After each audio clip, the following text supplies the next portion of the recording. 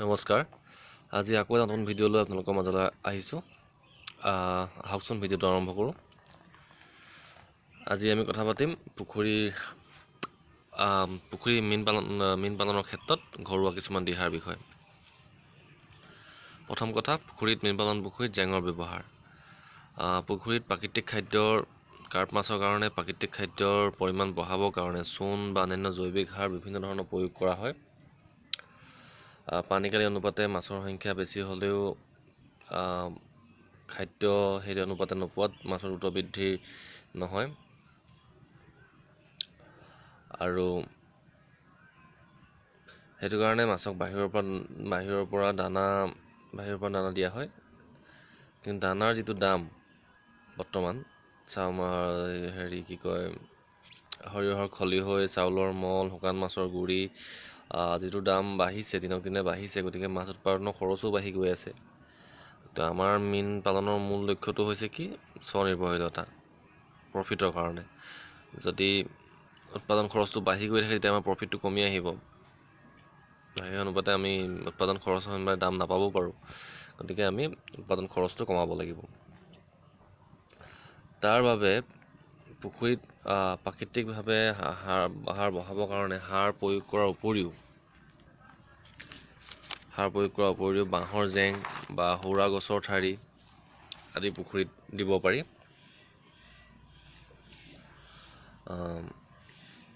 অতিৰিক্ত সাৰ প্ৰয়োগ কৰিলেও পুখুৰীৰ পানী দূষিত হয়, তেতিয়াও মাছ মৃত্যুমুখত পৰাৰ সম্ভাৱনা থাকে। সেই গতিকে শুকান জেং বা সৌৰা গছৰ শুকান ডাল আদি পেলাই থ'লে কি হয়, তাত বিভিন্ন ধৰণৰ জলজ উদ্ভিদ আৰু জলজ প্ৰাণী, এইটো উদ্ভিদ প্লৱক বা প্ৰাণী প্লৱকে থিতাপি লয়। সেইবিলাক মাছৰ বাবে উত্তম খাদ্য। আমি সহজ সৰল ভাষাত ক'বলৈ গ'লে কিছুমান উদ্ভিদজাতীয় কিছুমান জীৱজাতীয় কিছুমান পোকৰ তাত বাঁহ লয়, আৰু সেইবিলাক মাছৰ কাৰণে উত্তম খাদ্য। আৰু জেং দিয়াৰ বাবে কি হয়, পানীৰ গুণাগুণো সঠিক হৈ থাকে। এনেবোৰ পুখুৰীত বিষাক্ত এমনিয়া আদিৰ সহজে সৃষ্টি নহয়। আৰু জেং দিলে কি হয়, পুখুৰীৰ পৰা মাছে সহজে মাছ উঠাব নোৱাৰে।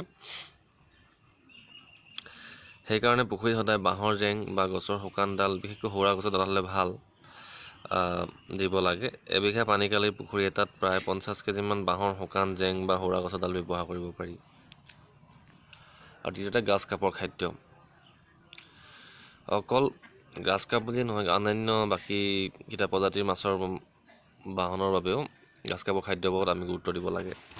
যিহেতু গাছ কাপে খাদ্য খাই এৰা মল অন্য মাছে খাদ্য হিচাপে গ্ৰহণ কৰে। বিশেষকৈ কমন কাপ বা মিৰিকা মাছে বেছিকৈ খায়, আৰু অৱশিষ্ট বিষ্ঠাখিনি সাৰ হিচাপেও কামত দিয়ে, যাৰ ফলত উদ্ভিদ আৰু প্ৰাণী প্লৱকৰ সংখ্যা বৃদ্ধি হয়। আৰু সেইবিলাক ভকুৱা আৰু চিলভাৰ কাপে খায়। পুখুৰীত সঠিক পৰিমাণৰ সাৰ খাদ্য দিয়াৰ সামৰ্থ্য নাথাকিলেও গাছ কাপক যদি ভালদৰে খুৱাই থকা হয়, তেতিয়াও অন্যান্য মাছবোৰ গাছ কাপৰ বিষ্ঠাৰ পৰাই খাই ডাঙৰ হ'ব। ভাল ফল পাবৰ বাবে হাইব্ৰিড নেপিয়াৰ বা পাৰা ঘাঁহ আদি খুৱাব লাগে।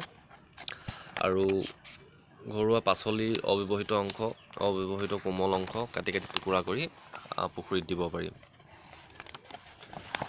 বিশেষকৈ পাৰা ঘাঁহ পুখুৰীৰ হেলনীয়া পাৰবোৰ ৰুই দিলে পুখুৰীৰ পাৰৰ খহনীয়াও ৰোধ হয়। জলজ উদ্ভিদ খোৱালে গাছ কাপৰ অতি দ্ৰুত বৃদ্ধি হয়। এবছৰত গ্ৰাছ কাপৰ ওজন 4 কিলোগ্ৰামলৈকে বৃদ্ধি পোৱা দেখা যায়।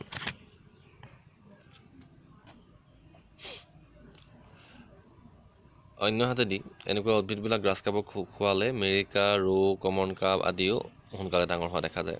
গ্ৰাছ কাপে যিমান খায় সিমান খুৱাব লাগে।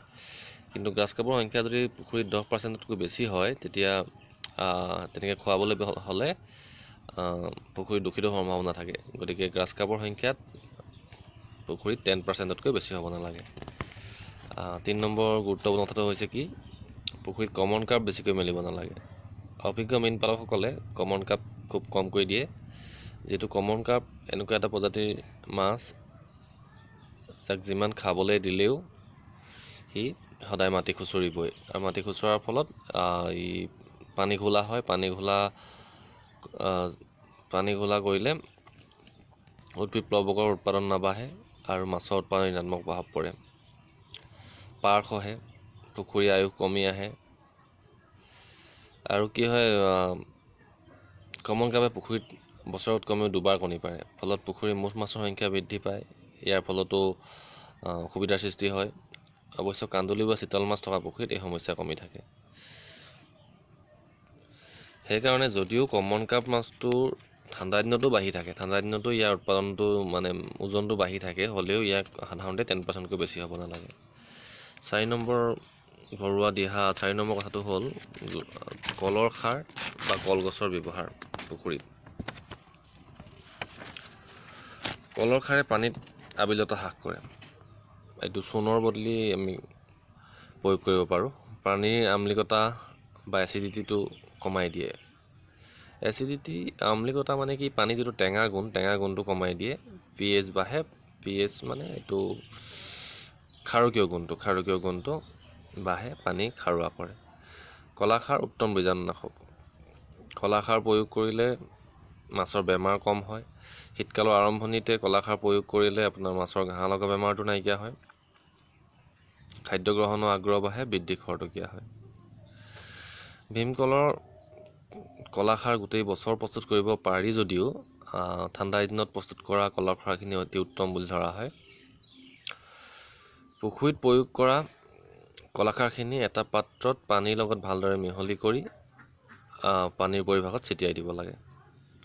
প্ৰথম মাহত যদি চূণ প্ৰয়োগ কৰা হয়, দ্বিতীয় মাহত কলৰ খাৰ প্ৰয়োগ কৰিব। তেতিয়া চূণৰ খৰচটো আপোনাৰ কমি আহিলে 2 গ্ৰাম কলাখাৰৰ ক্ষাৰকতা 1 গ্ৰাম শুকান চূণৰ ক্ষাৰকতাৰ সমান, মানে যিটো খাৰুৱা গুণ সেইটো সমান হয়। গতিকে চূণৰ সলনি কলাখাৰ প্ৰয়োগ কৰিও উত্তম ফল পোৱা যায়। অৱশ্যে চূণৰ সলনি যে অকল কলাখাৰ প্ৰয়োগ কৰিলেই হ'ব তেনেকুৱা নহয়, কাৰণ কলাখাৰত কেলছিয়ামটো পোৱা নাযায়। মাছৰ বৃদ্ধিৰ বাবে কেলছিয়াম এটা প্ৰয়োজনীয় পোষক দ্ৰব্য। আৰু কলাখাৰ সলনি আমি কলগছো ব্যৱহাৰ কৰিব পাৰোঁ। অৱশ্যে ভীমকল হ'লে ভাল অন্যান্য গছতকৈ। ভীমকলজোপা দীঘলে দুফাল কৰি পুখুৰীত পেলাই দিব লাগে, আৰু 5-6 দিনৰ পিছত যেতিয়া গেলিবলৈ আৰম্ভ হয় তেতিয়া উঠাই দিব লাগে। গৰমৰ দিনত সোনকালে গেলিবলৈ আৰম্ভ উঠাই দিব লাগে। ইও pH-টো কণ্ট্ৰলত ৰাখে, মানে ক্ষাৰকীয় গুণটো কণ্ট্ৰলত ৰাখে। ক্ষাৰকীয় গুণটো বৰ বেছি হ'লেও বেয়া আৰু কমি গ'লেও বেয়া। গতিকে এইকেইটা সাধাৰণ দিহা। আৰু এটা কথা মই এইখিনিতে কৈ থওঁ, এই যেতিয়া বানপানী হয়, বানপানীবোৰ খুব ডাঙৰ বানপানীৰ কথা কোৱা নাই, অলপকৈ পানী বাগৰি গ'লে তেনেকুৱা বানপানী হ'লে আমি হিংটো চাগে আপোনালোকে চিনি পায়, দোকানত কিনিবলৈ পাব। হিংটো আনি আধা কেজিমানৰ টোপোলা কৰি এবিঘা পুখুৰীৰ মাজৰ দুটা অঞ্চলত খুটি পুতি থৈ দিব পাৰে। তেতিয়া মানে কি হয়, সি খুব উগ্ৰ এটা গন্ধ থাকে, তাৰপৰা মাছ কিছুমান আঁতৰি নাযায়। আপুনি যিমানখিনি মাছ ধৰি লওক, গোটেইখিনি মাছটো বচাব নোৱাৰে অন্ততঃ, হ'লেও বহুতখিনি মাছ আপোনাৰ বানপানীত পুখুৰীটো বুৰিলেও বহুতখিনি মাছ পুখুৰীত থাকি যাব। এইবিলাক হৈছে ঘৰুৱা কিছুমান দিহা, প্ৰয়োগ কৰি চাব পাৰে। প্ৰয়োগ কৰি কেনেকুৱা পালে নিশ্চয় জনাব, আৰু অন্য কিবা জানিব বিচাৰিলে কমেণ্ট কৰিব। ধন্যবাদ। ছাবস্ক্ৰাইব কৰিব, লাইক কৰিব, আৰু কাষত থকা বেল বটনটো নিশ্চয় দবাব, শ্বেয়াৰ কৰিবলৈ নাপাহৰিব। ধন্যবাদ।